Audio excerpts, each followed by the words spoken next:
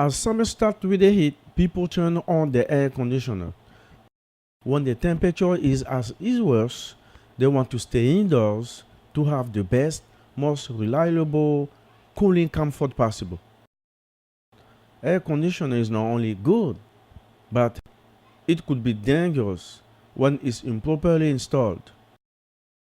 It could fall anytime from the window and can even lead to death.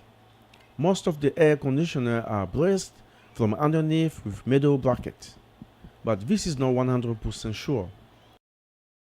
They could give up anytime or while being installed.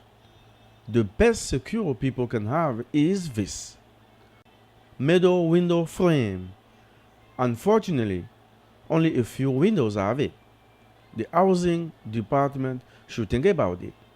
Imposing window frame at any window where the air conditioner are installed.